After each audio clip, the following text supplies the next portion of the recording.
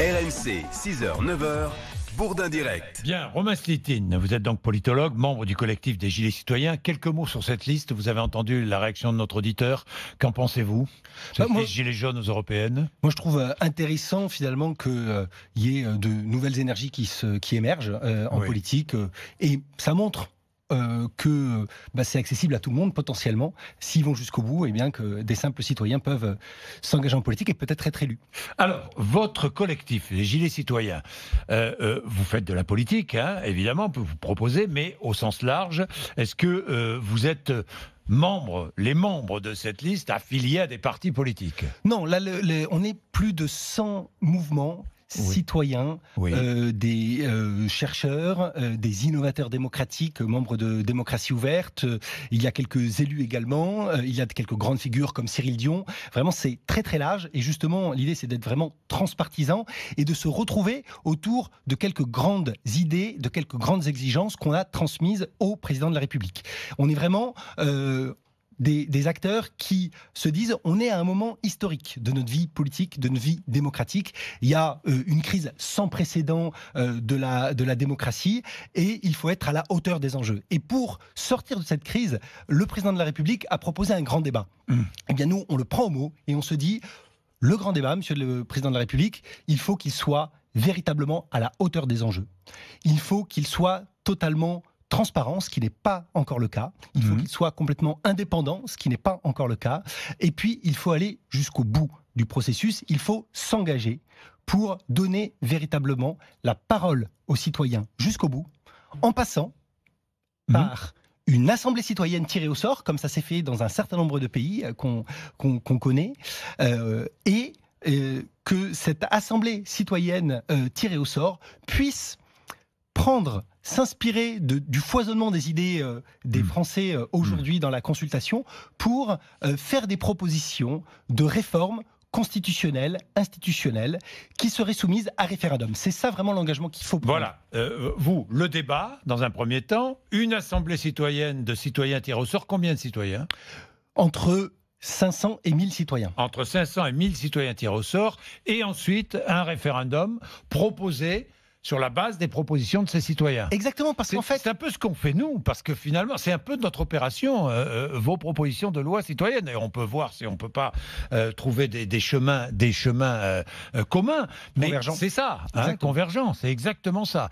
Alors, il faut savoir qu'en Irlande, lors du dernier référendum sur le mariage pour tous, c'est ce qu'ils ont fait, c'est ce qu'ont fait les Irlandais. Et c'est là-dessus aussi qu'on se base. Racontez-nous ce qu'ils ont fait. C'est possible, puisque en Irlande, il y a eu 66 citoyens tirés au sort, 33 responsables politiques, c'est le choix qu'ils ont fait, qui ont élaboré des propositions de réforme institutionnelle, constitutionnelle, et en particulier... dans un pays qui est conservateur, ce mariage pour tous, qui a été adopté par Mais cette quel loi-là. a été le rôle des citoyens alors? C'était d'élaborer les réformes constitutionnelles. Mais pour ça, c'est là où il faut être ambitieux. C'est-à-dire qu'une assemblée citoyenne, c'est pas juste une assemblée qui se réunit, qui a été tirée au sort. Il faut qu'elle ait les moyens de travailler. Et donc, qu'est-ce qui se fait par exemple en Irlande? Qu'est-ce qui s'est fait? C'est qu'on donne du temps. Il faut du temps, là on est un peu dans la précipitation en réalité dans ce grand débat. Il faut du temps pour pouvoir élaborer ces réformes. Il faut pouvoir que ces citoyens tirés au sort puissent échanger entre eux, puissent faire appel à des experts, puissent ensuite prendre et faire des propositions concrètes qui sont ensuite soumises à l'ensemble des... Parce qu'il y a des élections européennes aussi qui approchent. Oui, c'est vrai, vous avez tout à fait raison.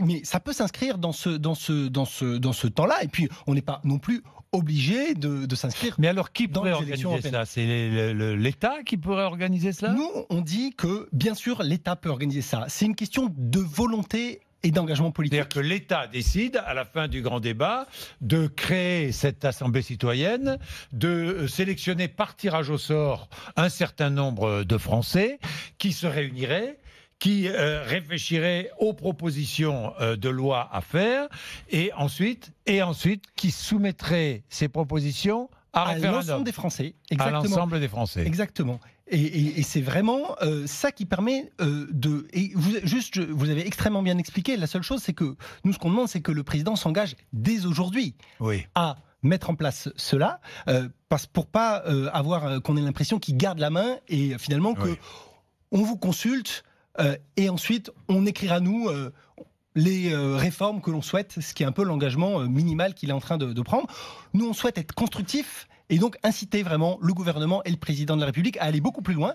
Vous avez évoqué des exemples. À l'étranger, ça se fait. En France, on a des outils pour le faire. On a plein d'acteurs qui sont en capacité de le faire. Vous allez vous heurter à toute la classe politique, hein? Non? Oui, je pense que... Oui, non, je pense qu'il y a vraiment... La classe politique n'aime pas qu'on vienne empiéter sur ces plates-bandes. Hein. Vous avez raison. On a quelques élus qui ont compris déjà, par exemple la présidente d'Occitanie qui est dedans, mais c'est parce qu'elle se dit, aujourd'hui, les représentants n'ont pas tout.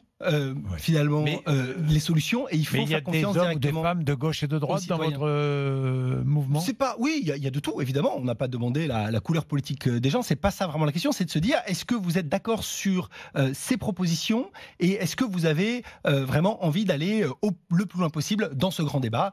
Et on veut montrer aussi que c'est possible et que on va le faire. Affaire à suivre. Romain Sitine, merci. Politologue, membre du collectif des Gilets citoyens.